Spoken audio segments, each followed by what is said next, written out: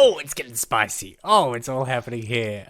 The way that we thought it was going to shake out could be the way it shakes out as Chiefs take out the third game of the series against the Direwolves. Jews, I'm going to start with you. Yeah. You said that you wanted to see a change in play style in Direwolves. Did you see that? Because at the moment it seems like Direwolves are playing in a way that just is not working. I think we saw the literal opposite of a change in play style. So I don't mind that Mia went top lane and got first blood on Kale, okay? It was a bit of a cheeky path, and I do like some cheeky things here and there, so whatever, okay?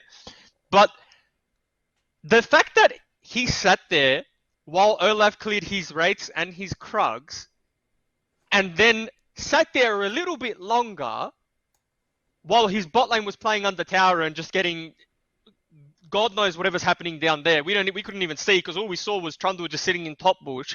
Mm. Trundle fell down like a level and a half in XP plus camp respawn timers. The matchup's not a counter pick if you're not farming your jungle camps because your counter pick really stems from level 6 when you ulti the Olaf as Trundle and steal his stats, and then Olaf ultis and then steals his own stats. Then you beat him in the 1v1.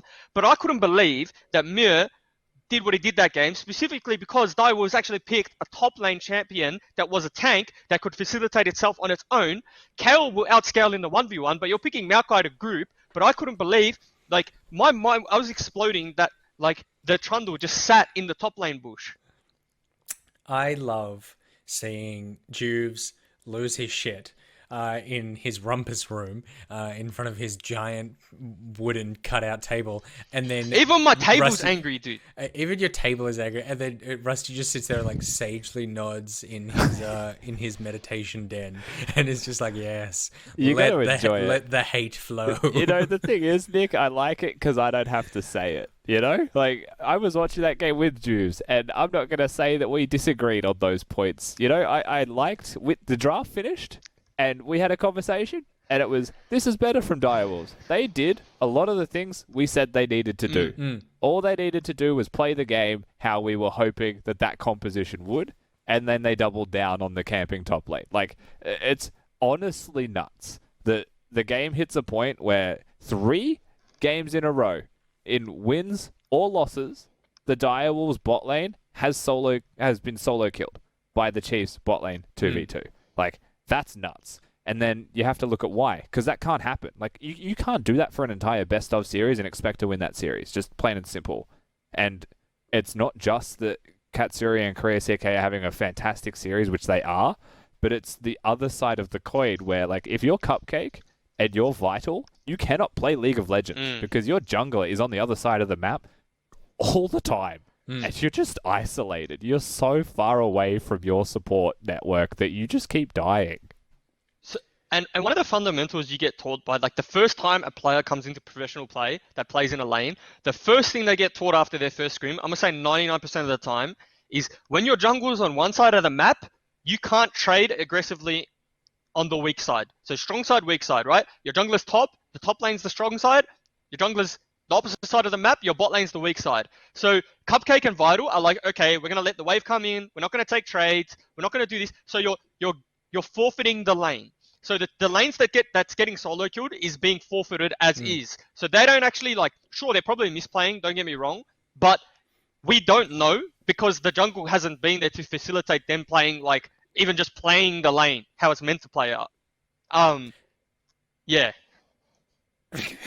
You're like, I'm out of steam. Well, it's crazy because like it can be a real competitive series and really really good. Like both teams have the skill levels to match each other, and we've seen, like, especially because of the first game, they can skill check each other and they can take it to each other in lanes. And it's not a game that should be a blowout from laning phase. But it only was because I think of the jungle proximity.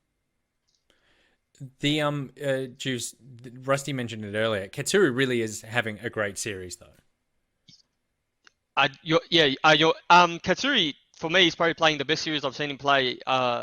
Maybe all year, even including last year. He had some cracker performances last year. That's when he kind of broke into the OPL. But I think this series is really showing a lot of maturity. A lot of I don't think there was ever a time I looked at Chiefs this year where I thought, oh, their bot lane's going to carry. right? Because they were known as the team that played kind of through Tien and Croc. But this series, I think Tien's just looking like a different kind of animal. Like he's playing really, really well. And I think CK needs to be complimented as well, because you can't do that without your support. Yeah, for sure. Like those two combined have been able to get their solo kills. You know, it's not just Katsuri by any means. Their team fighting has been excellent as well outside of the laning phase. And I actually think like you could extend that to all of the Chiefs through this series at different moments. Like this last game is a good example of it, because it wasn't Karma for Claire anymore. He picked the LeBlanc and he was taking those fights in 1v1 against Shock, and he was winning them most of the time. Tien played his weak side game, and it was like super duper weak side game, and was even in farm against the Maokai, who like felt pressured to teleport bot lane and started losing the game. Bot lane was getting the 2v2 kills. Jungle was getting the 1v1 control, was even denying camp. So they're super aware of their opponents, and they're pushing their limits in the correct way. Like they're not being reckless, they're being assertive. Yeah.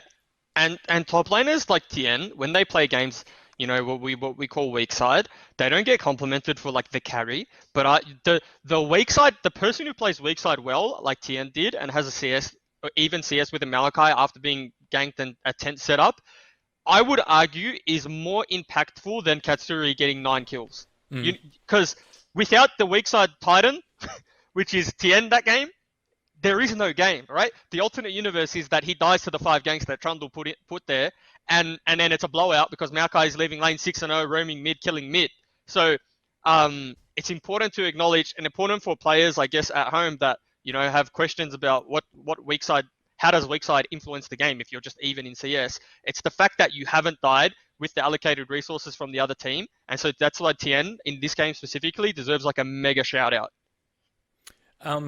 And we've given him that. Now, I need to shout something out. I want to know, Rusty, how long has the screen been upside down?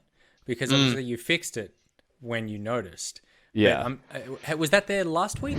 No, the screen moves. So I'm here studying for my fitness course through the week, so I try and set it up for that as well, because I don't need my group of 60 people in the class looking at me with a barely made bed really early in the morning doing squats in my room, because we'd have to never mind. So I try and set it up all the time, and then it just kind of got muddled one of those days, and I don't know which day, but it was this week. I can tell you that much, because it was fine last week. Because I'm imagining if I was you, I would be folding it up and then leaning it against the wall. But at some point, you've clearly put it down and then have picked it up the other way and then folded it out. And you've looked at it and you've gone, it got in the way because I had to do push-ups and I didn't have enough room. So I had to put it on the bed. Yeah. No, I hear you. Look, it's fine. I'm just happy that someone noticed. And I'm a little ashamed it wasn't me when I realized that those roots were just floating up in midair. But it is time to I thought it was bamboo sticks. Is it bamboo? It's very hard to tell from it. It probably is bamboo. That makes sense. Bamboo has roots, right? Bamboo has roots. I mean, it's in the ground. Who knows? What would you know? Surely. You don't even know which way to put it up. I can't trust your opinion on horticulture. All right, what I can trust, though, it's time for Game 4. Chiefs versus Direwolves. Chiefs have 2. Direwolves with 1. Can Chiefs close it out, or is the Wolfpack going to take out Game 4? If you're craving the taste of your favourites, head to Macca's for a fast, safe and contactless drive-through experience. For your Macca's run, contact-free, we'll be here.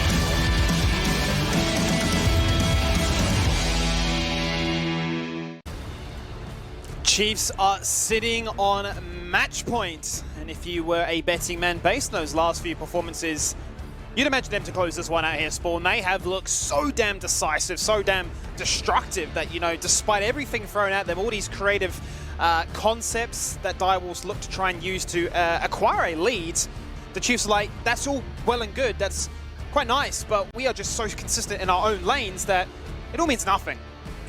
Yeah. completely agree, Skimmy. And now, unfortunately, as you get put back on the red side of Summoner's Rift, you have to make the tough choice. Do we ban out what has historically been the best champion for Katsuri, or do we ban out what he's been playing this series to the highest degree? Because they only have one ban. Like, the way the Direwolves are playing right now, banning Set and Ornn, both sides of Summoner's Rift, they're really playing this series with one target ban. That's it. Yeah.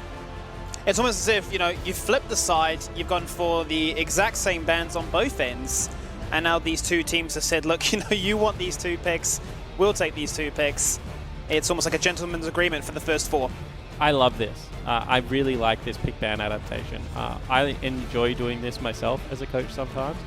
So what you've done, right, is you've picked Aphelios, who's the strongest AD carry. He does get slightly beaten by MF in the laning phase. So if you take a solo laner here as opposed to a support, which is generally what you would normally see, we do it a lot with Azir, right? Sure. And it's something that doesn't have many hard counters.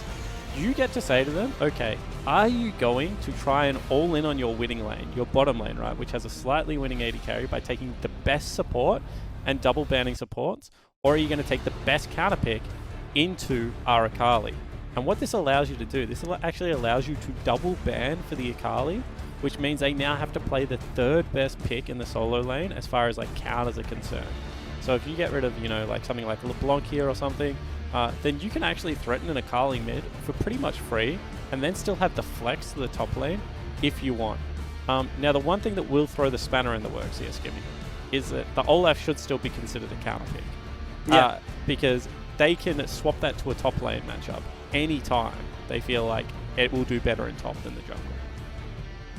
I suppose it's the bluff on both sides of the rift right now from these 2 teams. Second pick and ban phase comes on out.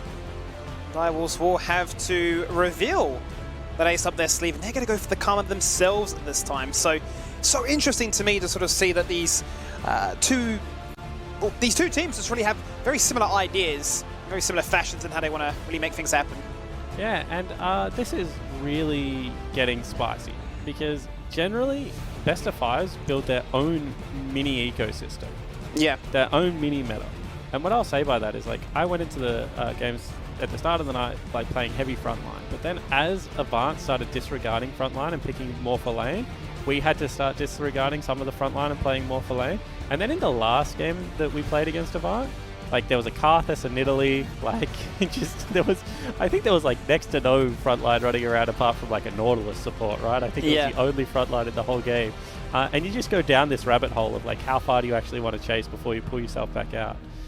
And this game, it looks like we have very much a big rabbit hole starting to appear. Because it looks like all of a sudden Karma is a priority mid laner that you can just blind pick and is going to be okay. Just seems to be that, that safe security of if you don't, if you don't know what you want, if in doubt, lock and load with this Karma. And they are going to go with the Olaf now in the jungle. That's been confirmed, obviously, by Chippy's going for this Gangplank. Diana is the one for me that I'm very excited about because when Claire has had this pick, he has for sure popped off. Yeah, and they also flex it, right? So if they decide that Diana's better top lane, then Theon can play that, and Claire can take the Akali into a pretty free matchup, in my opinion. So it doesn't look like they're going to be doing that. Of course, they have until 20 seconds to swap over. But I do want to talk about this Gangplank just quickly, Skimmy. Sure. Gangplank hints that they're playing bottom side of the map. Order last year and Legacy the year before, when Mimic was Legacy's top laner, they had 80 carries that were really good to play around. And they, throughout best of fives, really relied on Gangplank to set that playstyle up. And when you've got a top laner like Mimic, Tally, or now Chippies, this is a really successful playstyle. Jules was talking kind of about that weak side mentality, that armored titan mentality, right? Yeah. And Chippies is going to really show you that this game. He's going to play really heavy weak side into the Akali, and he's just going to drop ultimates on cooldown, coupled with the Nautilus, onto the 80 carries. And a mobile 80 carry, Gangplank loves these kind of matchups. And hopefully we're going to see that flip in playstyle that we've been expecting from Game 2. We'd hope to see it, because bot lane in these last few games has definitely been bullied. And Katsuri has been the one running away with all the marbles. Game number 4 now. Chiefs sitting themselves on match point. They have looked incredibly strong in their last 2 outings here. And But whilst, will look to really bounce back here. yeah, and whilst Chippies hasn't played any of the Gangplank this year, I'm just going back through his stats because he is historically a huge Gangplank player.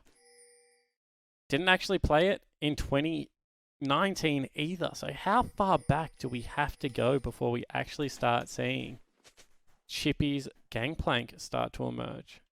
He was on the Mammoth lineup in 2018, I think. One for the history books. Yeah, we're really throwing back right now. No, apparently Game of Legends don't want to give me any of those stats. Here we go. He played it 9 times in 2018. So this is his most played champion from the 2018 Summer Split, when he actually played with Juve. So Juve should be able to take us through what this matchup actually does. And they also had a bottom lane, in my opinion, that you wanted to really play heavily around it. I don't know if you've seen from Juve's commentary so far tonight, Skimmy, but he's a big fan about playing around his duo lane. Twice as many people to be able to help kill down there. And he had Mash, who was an import 80 carry, for those that remember, from North America. He's Canadian. And Chippy's used to play this pick a lot. He was a good weak side top laner that year. Played a lot of Gangplank. So very interesting to see if that is a throwback to that playstyle. Well, they're going to need a throwback or at least a throw forward to project themselves into a game number 5 here, Spawn. It's going to be one that will need all the assistance it can find. And, you know, we were fairly critical of Miru, especially with his ability to fall so far behind in that individual matchup. It's going to be a repeat of that, but obviously flipping the script this time around. And to really understand what his priority is in this game, coupled with the Gangplank, which seems obvious as you've highlighted already, if he is going to look just to make sure that his presence is known, always be there, and make sure that Vital can, sort of take back that crown of being the best AD carry. And you can see that that's what the expected result is, because already Shock has just burnt so much of his health and mana, and even disregarded a couple of CS to now set up a 4-man dive. Vital and Cupcake trying to build this creep wave in. However, there are summoner spell teleports everywhere, and I don't think this works. Oh, he just walked straight into that one. He's going to receive the shield. Is it enough? It is. He survives, but flashes have to be burnt, and kills are not achieved. If Katsuri gets this one, he is given double buffs. He does fall on down. It is, however, a first blood achieved by Croc. And Miru is living for such a long time, but Chiefs have enough time to respond. They connect, they kill, and what looked everything green is now everything blue. So the turret dive comes out, and it was well set up. However, they couldn't crash the wave, which means they had to really rush it. And unfortunately, that is going to be double assist going over for Katsuri. His wave is pushing out, and he doesn't have flash, so there's going to be another window. But let's look at what I'm talking about. See how that wave hasn't completely crashed? That means that the turret reset is not going to be great. I feel like Katsuri should have probably just continued to run and not stop for that auto attack. That was really greedy. That Miru was definitely dead there. Good job from CK to actually give the kill over to a carry with double buff. So now Claire is in a great position for this laning phase. But they need to make something happen right now. This freeze is terrifying for Katsuri. You can see he's gone and bought a pink ward. He's going to ward out. If they cannot get this big wave to crash into the turret, there is a huge opportunity to gank. Croc has just been spotted topside of Summoner's Rift. Mid lane is being re-pushed in by Shock. I feel like you've got to bring multiple people down here right now. Yeah, they're hovering in the area, and it would really snowball out of control if they can get a pick, then translate that into picking up a dragon as well, give them some very much needed early game control. It's going to be a reset here from Shock, who has already used that teleport, so the freeze will continue, and we just have to keep an eye on how the Chiefs look to respond to try and break that. And we'll see whether they can, because you can see the freeze is locked in pretty deep. They will keep 4 creeps off the turret, but now they start pushing it back out. Oh, LS would be losing his mind right now. Unless they're going for another 4-man dive. The only reason I can give you that this is a good play is if they're trying to build a way for another 4-man dive. Claire, however, might be in some trouble here, Skimmy. Yeah, Miru is there. He has not been spotted, but will be seen now. He wants those double buffs back. Ooh, that is so clever from Claire. And now Miru is thinking, maybe I should have taken all the Raptors, because the Raptor just gave him the free flash out. Yeah, It's a rough time. But what is good right now is Vital, with that freeze, is able to find himself a 20 CS lead. Mira once again in the area. And will connect. The hook and the axe are definitely there, but Crocker's on that number again. He's ready to respond. The pillar goes down. They get the collapse. They get the kill on towards Cupcake. Direwolves need a kill, and they will find it. The barrage from top lane coming in clutch. But Croc is hyper-accelerated now, and he is 3-0. Yeah, but you don't really want to be 3-0 on Trundle. Skimmy, do you know what the best build on Trundle is? I've heard people go Knight's Vow and all the rest of it. It's like a second support. Yeah, I don't know what the best build on Trundle is either, as Croc's going to eat Vital here. That's why I asked you. It's a genuine question, unfortunately. I genuinely don't know what the best build on Trundle is. Is it Night Vow? Is it pure tank? I've seen people go like Trinity Force, but I always wonder, is that trolling? Yeah, I think maybe it is. Katsuri deliberately going to eat up that hook. The worst thing that could happen is just CK has to eat it. You can see Chippy's ultimate here is being used really well on the weak side. However, it's just not going to be enough. The lockdown CC to keep the carries in there wasn't actually in a good enough position. Katsuri back on live is also going to nearly die again. This has been a lot of action in the bottom lane. Definitely Direwolves trying to visit down here a little bit more. But unfortunately for Direwolves fans, Chiefs are still in the lead.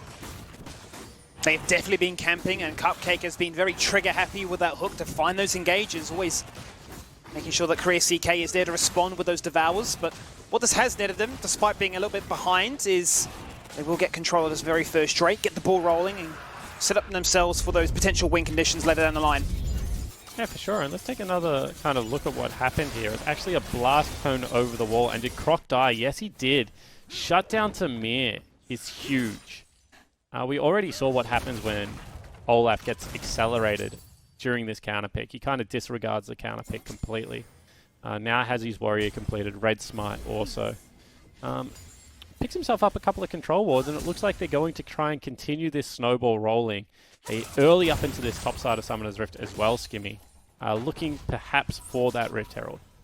Yeah, just look at the bottom river right now. It is lit up red. It's triple control warded. Very defensive angles here from Chiefs to respond and respect, really, all this attention that's been shown here. And they will just say, well, we can look to go topside, and Shock, my friend, you are in a lot of trouble. He face checks into that brush. Croc instantly going in there with the subjugate. He's going to flash forward. He goes for the bite. He chomps on down. It's a tasty snack. And flash having already been used. That is a kill secured. Mary's there to respond. We'll take down Claire. But there's just so many threats this Chiefs composition presents. If one falls, two more present themselves. Yeah, it's like the Hydra, right? You cut off the head and everything just starts regrowing, and it's weird and it's wonderful. They will start up this Rift Herald. You can see Aphelios heading up the river as well. I'm surprised they went for that play. I thought that they would try and dive bottom lane instead, but let's take another look what it actually was. It was just a blatant face check coming out from Shock. Will have to burn the flash as well, but the Chomp still extends that auto attack range. You can see in live, actually, there's a fight over the Rift Herald happening. I didn't quite get to see who got that one. It's going to be achieved here by Croc. The barrage from above comes down onto the Rift once again. Cupcake going to flash out after using that stopwatch. Vital also, bear in mind, Tien Zakali has mobility and connects with that one for free. And Skimmy, this game has got out of hand very, very quickly.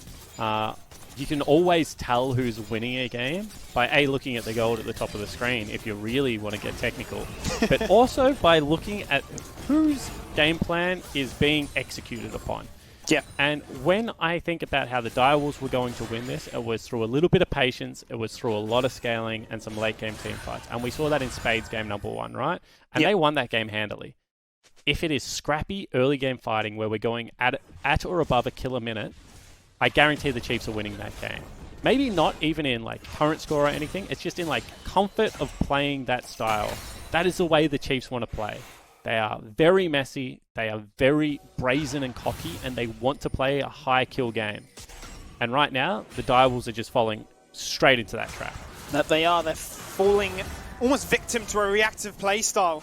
And the confidence is definitely exuding here from these members as Claire not afraid to let them know that I will jump in 1v3. I am not afraid of you guys. I've got members to support me. I'm coming in to make this a reality of we want a team fight. We don't want to give you that window to continue to scale on up, to be those late game power spikes that the likes of a GP can achieve.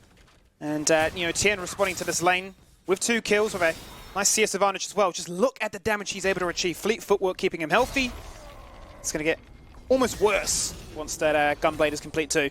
But in saying that, Chippies has like a boatload of sustain in his kit, right? He's back to full health. He only had to use 2 corrupting potion charges. There is no sustain there for Thien right now, apart from that fleet footwork. So Chippy's weak side is once again really strong. He's got himself a kill. He hasn't looked like he's going to die. His turret is still on 80% health.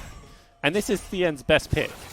So it's not like Chippies can't play weak side. And I just really want to pay back to kind of like what Jules and Rusty were talking about.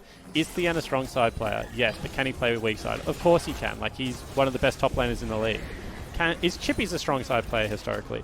Yes, but are there iterations of the Dire Wolves that he won, championships on, where they played around people like King or Fantix? Is there iterations of, Mammoth that we already talked about? Of course there is. We're going to see a fight here though, Skimmy. How did this happen? Oh, well, the Herald goes down. They want to really bait members in for a team fight here. Vital resigned to his lane. A bullet time from afar does not account for anything.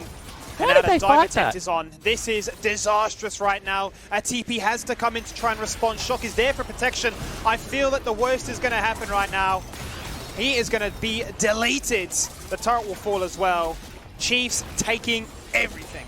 Yeah, and Brandon just stopped the teleport from going through, so that's why they were actually able to complete that dive, Skimmy. You can see that, meanwhile, Chippies is doing his best to try and take down this top lane turret. He doesn't have the TP available.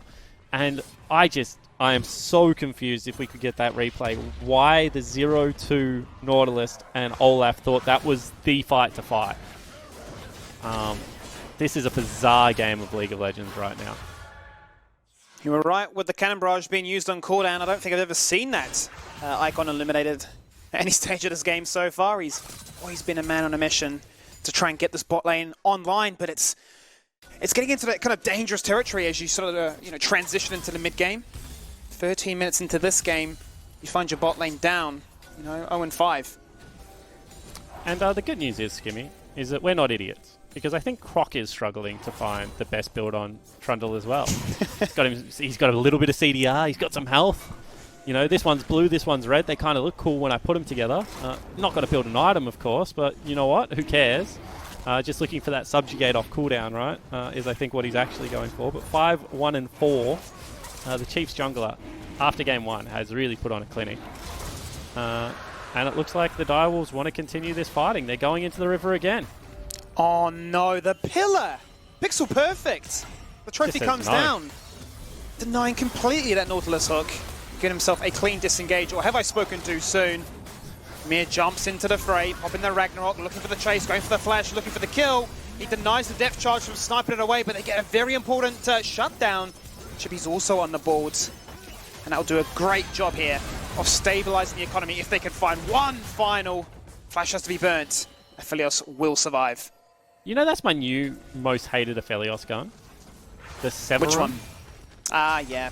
Ooh, 5-man ulti. Oh. Did you see how much he just healed off that red ultimate? It's gross. It really is. I'm not a huge fan of it. I think lifesteal should be something difficult for an AD carry to build. You should have to choose to pay 900 gold for it. It just gives you so much protection. Like, I hate Legends Bloodline as well, mate. And we were talking about how well Vital and kind of Miru had played this early game, along with Cupcake. Yeah. And yet they're still behind in golden items. And that's what hurts, Mir has this work so cut out for him, every single lane he's going to, and if you've invested so much into making this bot lane get online, and Chief's still just styling on it, you start to feel quite defeated at this point of the game. Have you heard the legends of Watercam Sam? I've not. Okay, so... What am I missing out on here, Spawn? Enlighten me. Spooks was obviously a legendary jungler, and when he played on certain iterations of the Chiefs, when the Chiefs were playing poorly, he felt like they needed a fireman, right? Everywhere was on fire. Hold the thought. Top lane going to see some action. It is indeed. Claire brings them all in. He's just going to go for the 1v2. He cannot find that kill secure, however, very close with the scythe from afar. We'll disengage. And they're going to start up the Rift Herald as well, so we'll come back to Watercan, Sam. Make sure you remind me, because I think it's a bloody funny story. Chippy's going to face check the Troll. It is indeed. Forced to disengage away. Cannon Barrage has already been used, bear in mind. Bot lane duo do still have their ultimate if they were to contest this one, but they're quite content as to keep themselves up in CS. Get themselves completed with that first item now. Despite being up 20, Ketsuri's the one to get the Infinity Edge online first. I mean, I think they made a smart call there. They tried to actually sneak some pressure onto the mid lane turret, and they've used the time really wisely to get chippies back down on the bottom turret. Obviously, first herald is a huge deal because it's generally first turret going to be falling with it. And, you know, you don't want to give away that early gold advantage. But at this stage of the game, just from the pressure that the Chiefs have, they're going to get turrets. So being able to pick up farm is, you know, a good trade right now for the Direwolves. But back to Water Can Sam, right? So picture this, right? Everything's on fire. And what people need is a fireman. That's generally what you want if everything is on fire, right? But junglers, unfortunately, they don't get enough money to be firemen nowadays. You know, maybe during Season 2 or Season 3, you could be a fireman jungler. But nowadays, because of the limited economy, all you can really be is a water can. So you don't really make anything better, right? There's these serious fires going on around the place, and as a water can, you kind of just show up, you sprinkle a little bit of water on it, it smolders maybe a little bit, hopefully you put it out for a little bit, but the fire's going to start again. But unfortunately, you're only a water can jungler. There's nothing you can do about it. And So that's what wait, it's wait, really wait, felt like Miru. Are you trying to tell me that Riot need to buff Tristana, you know, Fireman Tristana, and make it jungle viable? I would play jungle Triss. But what I'm trying to say is, unfortunately, junglers are never going to be as strong as laners. That they will not. And I think the community's been pretty vocal about that, especially this season. Yeah, I bloody hate the jungle changes, to be honest. But they are what they are, and we all live in this world. And you can see Claire starting to become a problem in the side lane, Skimmy. He is. I mean, he is... he's not afraid to fight anyone, quite honestly. He is definitely dashing at them. Proto Belt is, once again, always used on cooldown. Scary times to really try and go for that matchup. And looking at the scaling, it's not like the Direwolves get outright outscaled. In fact, they have some really good areas of scaling. Hook. Oh! Very close. Tickled. Grazed his bum. It really did. Probably enjoyed it. Because they keep the turret alive. Of course, that's what you meant. The most annoying gun combo in League of Legends is also online now for Katsuri. He's got himself the white and the red guns. I don't know their names. Severum and Scythium, I think, is what their technical names are. I just think it's disgusting. That's what I want to put it as. I call it the lifesteal dagger because it just rips your soul apart. Watching an AD carry be in lethal range, and then you're like, hang on a minute, how is he healing himself from such a safe position and back to full? That should not be a reality. Regardless, let's see what happens here. A dragon is going to be the objective. Both are sitting on one on piece. Croc has the superior smite cooldown, and it's all things Trundle. You look at that score sheet right there. He is making this work for this team. They are finding kills, and they are staying strong. Not a single member will fall down from the Chief so far, and Tien gets himself a triple kill, doing what an assassin is designed to do, executing. Yeah, once again, another Chiefs-flavoured team fight. Just huge flanking teleport coming in from Claire. They steal away the dragon. Everyone tries to hit Katsuri, and he somehow lives. Harry Potter had a claim to fame for the same thing, I believe. And meanwhile, that Rift Herald in the top lane is still just destroying turrets. This gold lead has ballooned, to say the least, Skimmy. And whilst this game has been slightly more action-packed, it has followed a similar trajectory, unfortunately, to games 2 and 3. The Chiefs look unstoppable. Take another look at this one. Direwolves look like they have good positioning, but CK drops some good vision on his way in here. And Croc at the end, the dive buddies, always just there together. You can see that Miru with the ultimate doesn't really stand a chance, and Shock, as soon as he gets ultied, is just out of the fight. Honestly, I don't even know how Vital is supposed to play this. With so much backline threat. It's not like he's got himself a Tahm Kench. So you got to take your hats off to how well the Chiefs are playing. As I mentioned, like it might sound like we've been overly critical on Direwolves, but I truly believe if Chiefs are in this form and they play anyone in the OPL, you're really hard-pressed to beat them. Their aggression is just really next level. You need specific strategies designed to not allow the game to go at a kill a minute if you're going to play this team. And the only team that has been able to execute on it is Legacy. It's interesting, right? Because, you know, we talked about it all season long as to, you know, what is the best way for Chiefs and that to, you know, go toe-to-toe with. And we've seen teams, as you say, go all-out aggression and try and match them in a team fight, you know, style of play. And they just have the mechanics, the understanding, and the superior strategies to always make that a desirable trade. And You know, Direwolves ever since game number 1 have just almost floundered in maybe what their approach was to try and get it and take it to them. Let's take a look at who the Chiefs have actually lost to this year. Actually, that's Season 10. Season 9. Why am I looking at Season 9? The Chiefs. What So are they on dropped Game of once to Direwolves, dropped twice to Legacy. Otherwise, it's been dropped once to Avant. Otherwise, it's been flawless. Okay, we'll talk about it afterwards. Fight happening. We will indeed. Croc manages to juke away again. Bullet time is just doing so much damage. Devour again. Tom Kench is gross, and Chiefs make it work every single time. And Aphelios, Aphelios, safe in your base. That's a hard lol, JK. Certainly is. And what I was going to mention is, off the top of my head, Legacy has beaten the Chiefs and looked like the better team.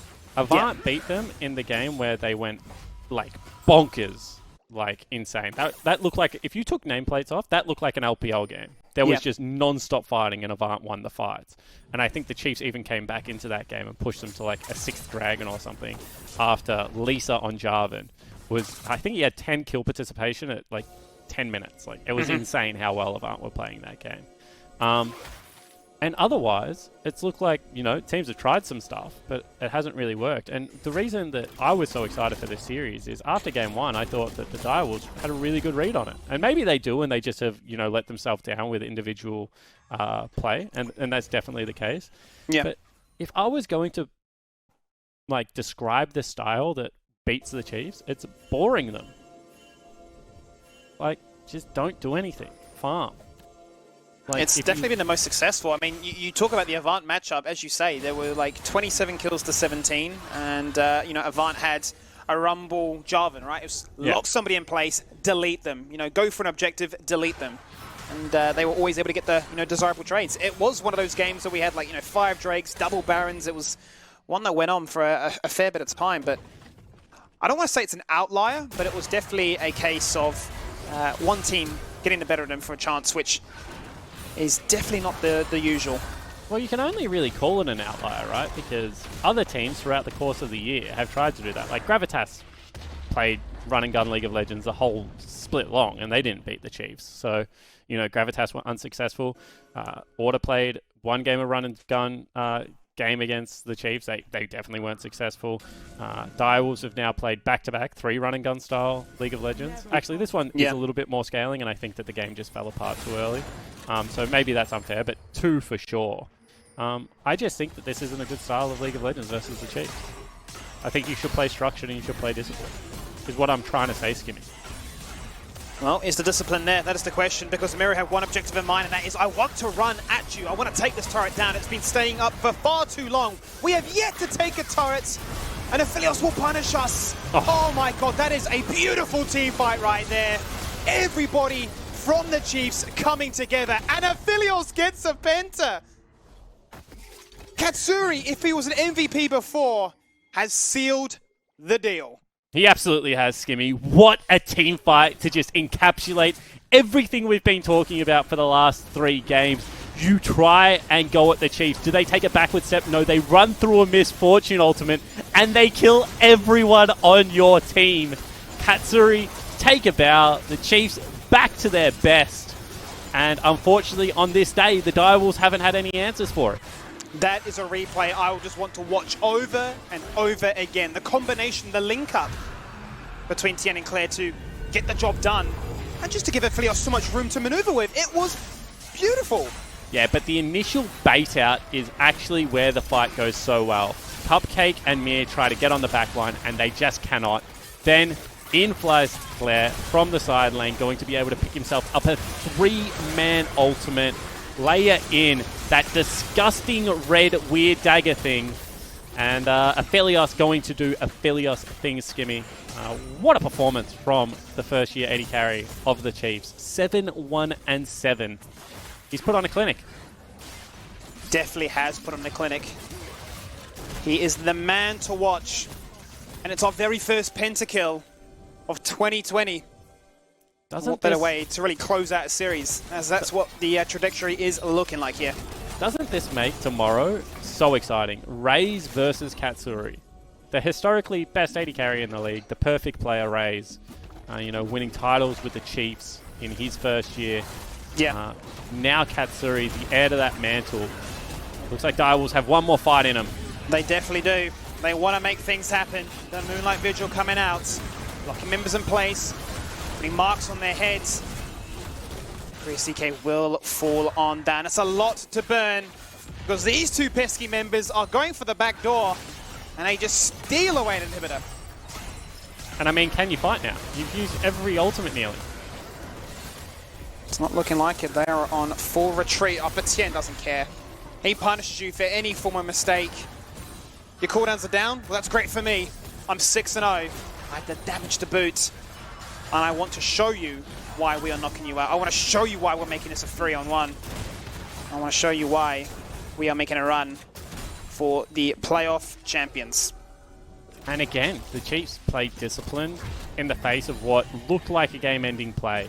They're going to take away the whole jungle of the Direwolves, rub some salt into the wounds.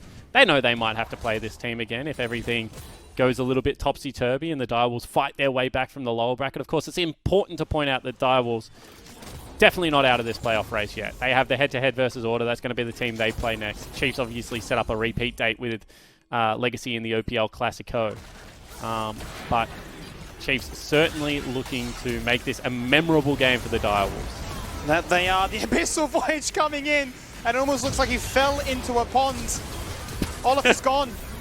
He's deleted. Swimming with the fish. I'm sure a place he'd much rather be right now because this is destruction. Chiefs destroying any form of hope, any chance to make this game a living reality.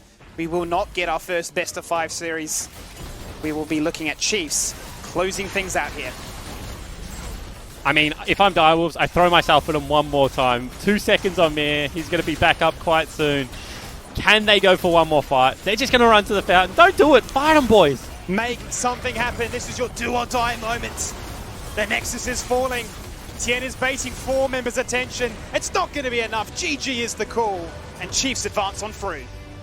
And Skimmy, if I am the other teams in the OPL, that's a message. The Chiefs, whilst not securing first seed, are definitely looking to make a deep playoff run. That was, after game number 1, decisive. 3 games in under 30 minutes, I believe. Taking out what looked to be a red-hot Direwolves and doing it with seemingly ease. Like, to call a spade, Chiefs didn't look pushed in the last 3 games. Not at all. I really want to know what CL is feeding these members, right? You know, you talk about culture as to what he's cultivated in this team house. You know, you mentioned a very regimented Korean atmosphere of, you know, we play together, we grind hard, but how has he got this squad to be in such a spot where, you know, you're battling out these top teams and he makes it look like the gap is far wider? I mean, it's a focus on the little things, I think, right? If we're going to be brutally honest, there are some teams that play beautiful macro. There are some teams in the OPL that play beautiful micro. But the Chiefs' micro seems to be on like a really different level to a lot of the teams.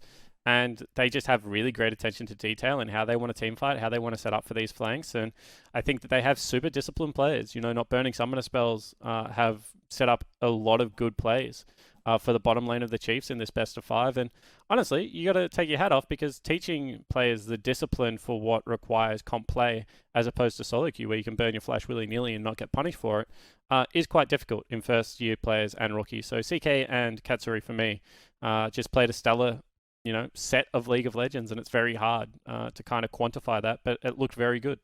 Yeah, it definitely did. I mean, you know, you talk about all the adaptations that you're forcing your opponent to take to try and match that, and you still come ahead. I mean, you probably have one of those smiles that just cannot be wiped off your face right now. It's a situation you can go to bed feeling very proud of, and I'm sure from a VOD review perspective, every team right now is watching with a cold sweat dripping down their face. But do you know who can wipe the smile off their face? Because they have done it before. Is Legacy. They're obviously going to play tomorrow, and it's going to be a bloody banger of a series. But I'm sure that Legacy are just like, they're the opposite. You know, Jensen, he's the KR coach, like old school style. He would be like, look at this fluffy team play. Look at this non-stop fighting. Our macro will be better. So, you know, The individual gods versus the macro team is going to be so fun to watch tomorrow, Skimmy. It sure is. Well, let's throw it back to Nick and the crew for one final time tonight to close out day 1 of the playoffs. Not even close. Just decisive win there from the Chiefs. It's almost like they were angry that Direwolves took a game off them at the beginning, and they just needed to come out and prove their dominance, Juves. Yeah, it was like they needed to lose the game to wake them up a little bit, I guess. Maybe the late start, 8 p.m. start for them was a little bit of a resident sleeper. I saw a video on the Twitter sphere of TN doing some star jumps and getting into the zone. So maybe he worked a little bit too hard in the star jumps and needed to get his resting heart rate down before he took over the maybe game. another couple hours in there, Jews, might have helped him out. Yeah. Bed by 2 p.m. Going to bed at 2 p.m. Maybe some extra sleep. Expecting a 3-1 would have been smart from them, but he showed up in the end. Well, let's take a look at what this Chiefs win means for the playoffs, because that's not the last time, obviously, that we'll be seeing Direwolves over the next couple of weeks. With the Chiefs taking out the win today, they go on to play Legacy tomorrow, as Spawn alluded to.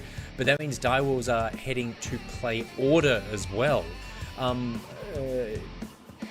Rusty, Order a lot of the time have kind of been seen as something of an Achilles heel for Chiefs, particularly last split.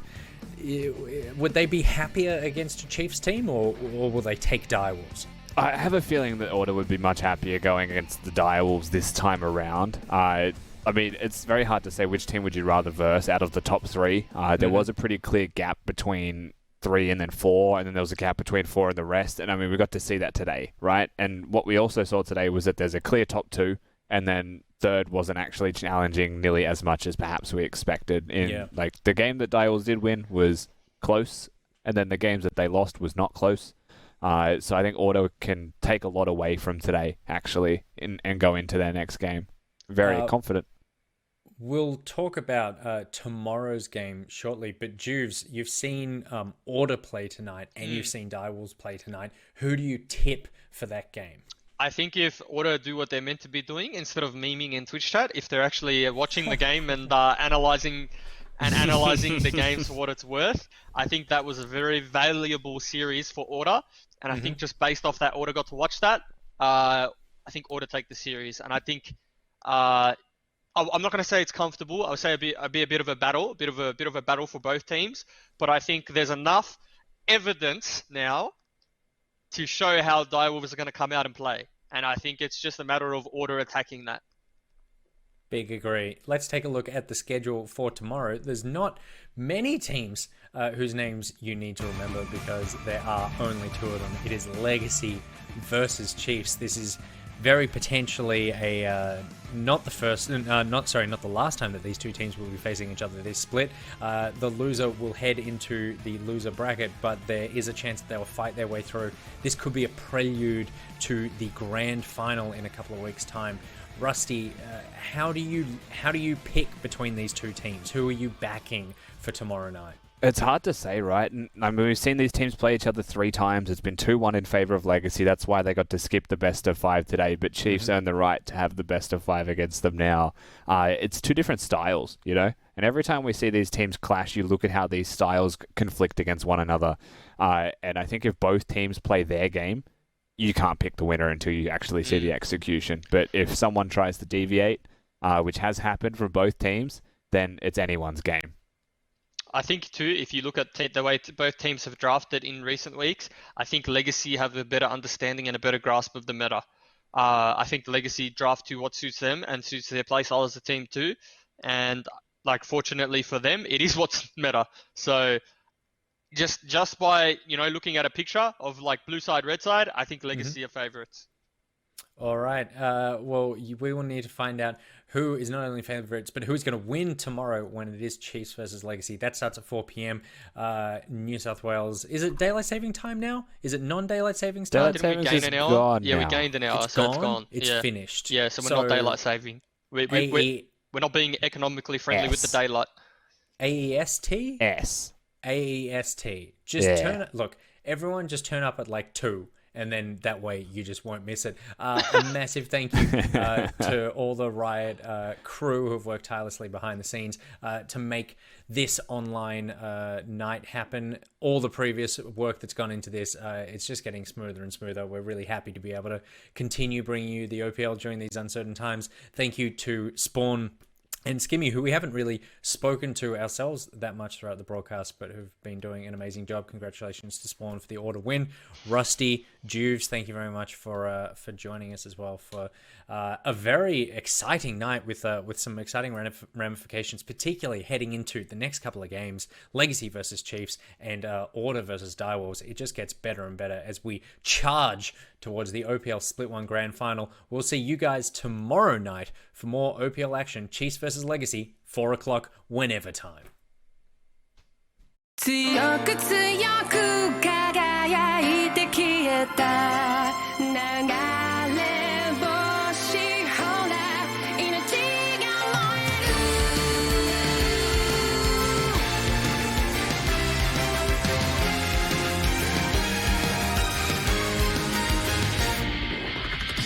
何かに怯え走り続けたその虚しさのしじまに何を見て何を探してきた自分の声がただ響く幾千万の星の中で惹かれて出会った守り手たちよ回る回る時の輪の中で自分の弱さ強さの先に同じ空誰かが見上げてそう信じて消されない虹の奇跡が届けと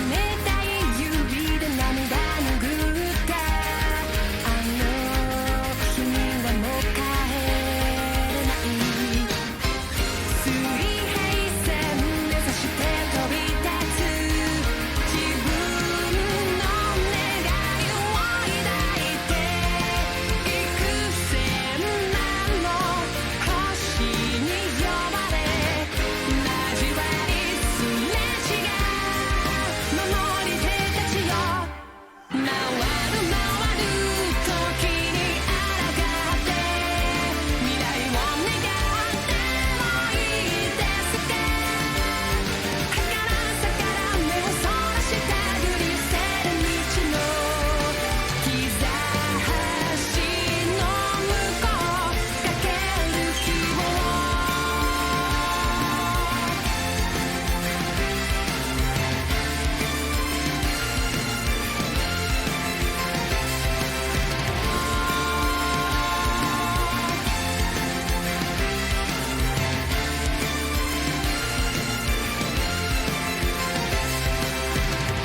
あなたの光あなたの命いたずらに知らさないようにそっとくれた記憶胸に熱く灯し約束の地へもう繰り返らずに恋願う歌は空高く世界に銀河に広がってく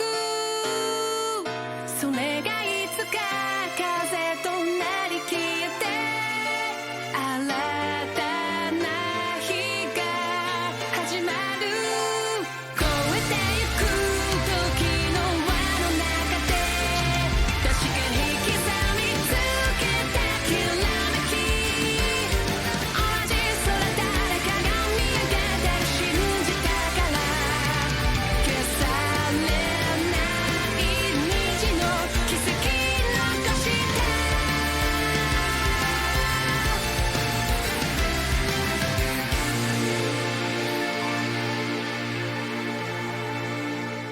強く強